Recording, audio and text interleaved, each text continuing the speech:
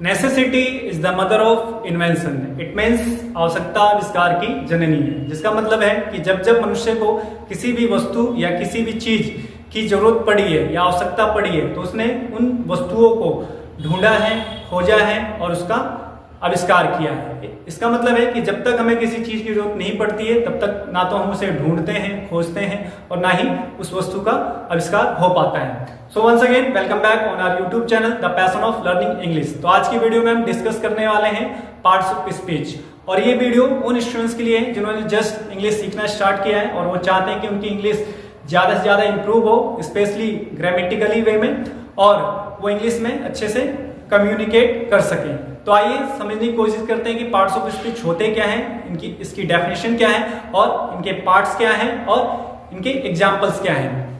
So the definition of the parts of speech. Parts of speech are groups. It means जो parts of speech होते हैं वो एक group में होते हैं, यानी ग्रुप होते हैं which classify words based on their function.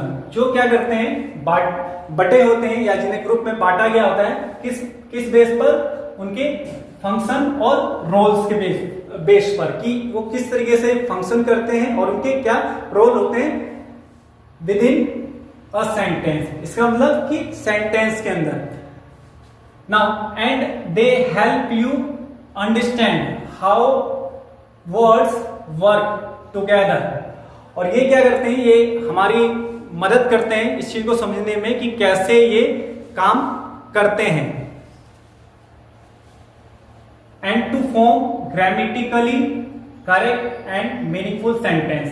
Plus ये हमें बताते हैं कि जो हमारा सेंटेंस है वो ग्रामेटिकली कितना करेक्ट है और कितना मीनिंगफुल है, यानी कि इसका जो अर्थ है वो कितना सटीक है या कितना सही है।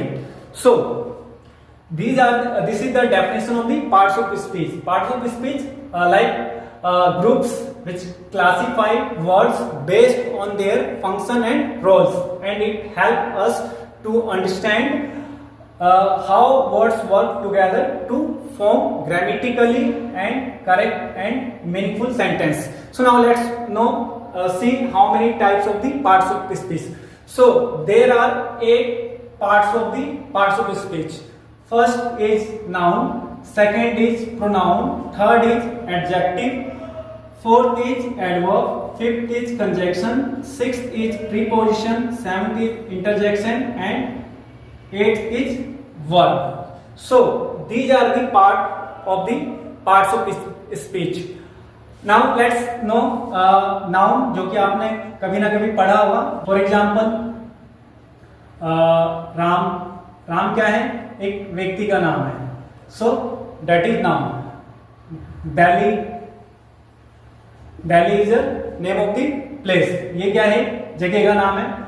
इसी तरीके से कोई वस्तु जैसे कि चेयर, ये भी एक नाउन है।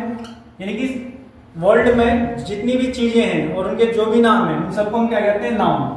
तो नेम, प्लेस और ऑब्जेक्ट के लिए जो वर्ड यूज करते हैं उसे कहते हैं नाउन। इसी तरीके से प्रोनाउन का यूज किया जाता है नाउन की जगह पर, जैसे कि आई, ही, सी, इट, यू, वी और दे। ये वो वर्ड हैं जिन्हें हम प्रोनाउन कहते हैं और ये संज्ञा के स्थान पर यूज किए जाते हैं। नेक्स्ट आपका एडजेक्टिव। एडजेक्टिव का मतलब होता है कि ऐसे वर्ड जो कि संज्ञा और सर्वनाम यानी कि नाउन और प्रोनाउन की विशेषता को बतलाए। तो ऐसे वर्ड जो कि नाउन और प्रोनाउन की विशेषता को बतलाते हैं उन्हें हम कहते हैं एडजेक्टिव। जैसे कि ऑनेस्ट,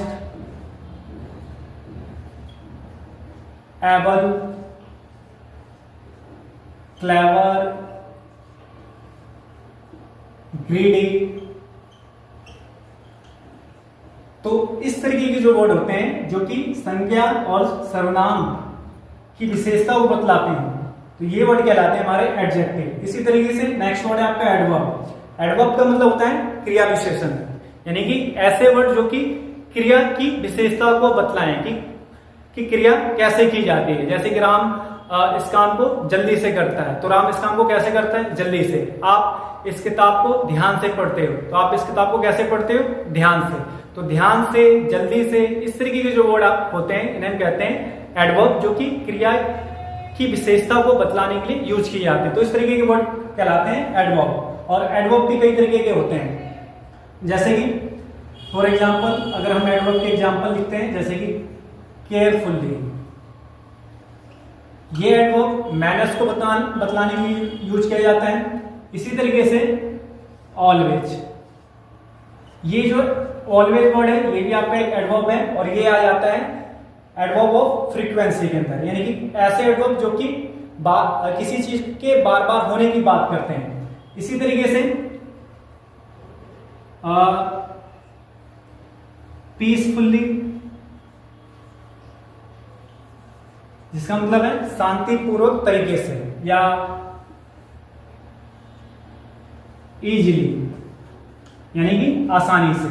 तो इस तरीके के वर्ड जो कि क्रिया की विशेषता को बतलाएं, तो उसे हम कहते हैं एडवर्ब। नेक्स्ट हमारा कंजक्शन, यानी कि ऐसे वर्ड जो कि दो शब्दों को जोड़ते हो, या दो वाक्यों को, या दो क्लाउज को आपस में जोड़े।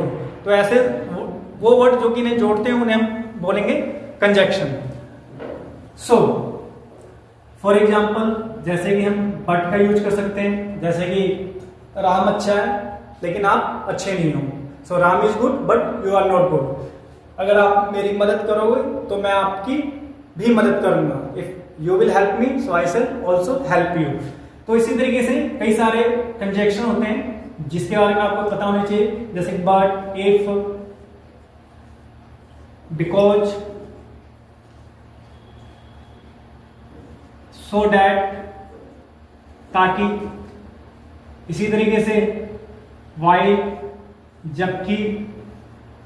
तो बहुत सारे पार्ट्स होते हैं कंजक्शन के, और जैसे कि मेनली दो पार्ट्स होते हैं जिसे हम कहते हैं कोऑर्डिनेट कंजक्शन और सबऑर्डिनेट कंजक्शन। और जब आप कंजक्शन की एक्सरसाइज को पढ़ोगे तो आपको समझ में आएगा कि कंजक्शन किस तरीके से फंक्शन करते हैं। नेक्स्ट देखते हैं, नेक्स्ट है हमारा प्रीपोजिशन। प्रीपोजिशन का मतलब कि ऐसे शब्द जो किसी भी संज्ञा या सर्वनाम से पहले आकर उस संज्ञा और सर्वनाम के संबंध को दर्शाएं या बतलाएं या बोध कराएं, तो उसे हम कहते हैं प्रीपोजिशन। प्री का मतलब पहले और पोजीशन का मतलब स्थिति, यानी कि किसी भी संज्ञा और सर्वनाम से पहले आकर उस संज्ञा और सर्वनाम की न केवल संबंध को बतलाएं बल्कि उनकी स्थिति को भी इंडिकेट करें या एक्सप्रेस करें। तो इस तरीके के वर्ड को कहते हैं प्रीपोजिशन। जैसे कि for example on, at. On की भी हिंदी पर होती है, एट की भी हिंदी पर होती है, लेकिन इनके कई तरीके के फंक्शन होते हैं। और जो प्रीपोजिशन होता है वो अपने साथ एक कंडीशन के साथ यूज होता है। At, in, over, with, under. तो इस तरीके के जो वर्ड होते हैं हम इन्हें प्रीपोजिशन कहते हैं। नेक्स्ट है आपका इंटरजेक्शन।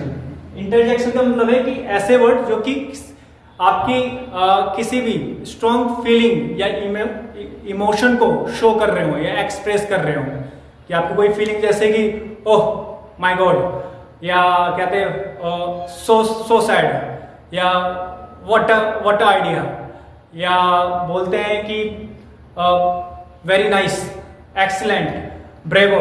तो इस तरीके के जो वर्ड होते हैं जो हमारे स्ट्रॉन्ग फीलिंग या इमोशन को दिखलाते हैं, तो उसे हम कहते हैं इंटरजेक्शन, और इसको हिंदी में कहा जाता है विस्मय बोधक। So you can write some example like oh, और इस तरीके के जो वर्ड होते हैं इनके साथ ये साइन जरूर आता है, ओह, या वाओ, या अल्लाह, या सो नाइस, या ब्रेवो।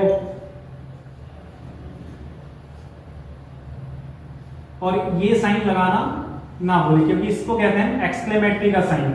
तो इस तरीके के वर्ड जो कि आपकी फीलिंग या इमोशन को एक्सप्रेस करते हैं, तो इस तरीके के जो वर्ड होते हैं वो हमारे कहलाते हैं इंटरजेक्शन।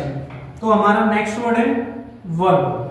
तो वर्ब की जो हिंदी होती है उसे कहते वो है क्रिया। क्रिया का मतलब है कि ऐसे वर्ड जो कि किसी भी कार्य के करने या होने का बोध कराएं, तो उसे हम कहते हैं क्रिया। जैसे लिखना, पढ़ना, हंसना, बोलना। लाइक आप इस काम को करते हो, आप किताब पढ़ रहे हो, आप बाहर जा रहे हो, आप नाच रहे हो, आप खेल रहे हो। तो खेलना, पढ़ना, बोलना, हंसना, ये जितने भी वर्ड होंगे ये सारे सारे क्या है, हमारे वर्ब हैं, जिन्हें हम वर्ब की फर्स्ट फॉर्म, सेकंड फॉर्म और थर्ड फॉर्म में लिखते हैं। ओके, फॉर एग्जाम्पल जैसे कि गो है, तो गो ये हमारी फर्स्ट फॉर्म है, इसकी सेकंड फॉर्म होती है वेंट, इसकी थर्ड फॉर्म होती है गॉन, और इसी तरीके से इसकी फोर्थ फॉर्म जिसमें हम एस और एस लगा देते हैं गोज, और इसकी फिफ्थ फॉर्म होती है जिसमें हम आईएनजी लगा देते हैं गोइंग। इसी तरीके से एक और एग्जांपल ले सकते हैं, जैसे कम, ये फर्स्ट फॉर्म है, इसकी सेकंड फॉर्म केम होती है, इसकी थर्ड फॉर्म कम होती है, और इसकी फोर्थ फॉर्म जिसमें हम एस और एस लगाते हैं कम्स, और फिफ्थ फॉर्म में जिसमें आईएनजी ऐड कर दिया जाता है वो हो जाती है कमिंग। सो ये है हमारा पार्ट्स ऑफ स्पीच, जो noun, pronoun, adjective, adverb, preposition, conjunction और इंटरजेक्शन से मिलकर बना हुआ है, जिसे हम कहते हैं parts of speech. I hope कि आपको ये वीडियो समझ में आई होगी, और हम आने वाली वीडियो में इन सभी जो पार्ट्स ऑफ स्पीच हैं इसके बारे में डिस्कस करेंगे, और इससे कैसे हम सेंटेंस को ट्रांसलेट कर सकते हैं वो भी करना सीखेंगे। So once again thank you so much for watching this video.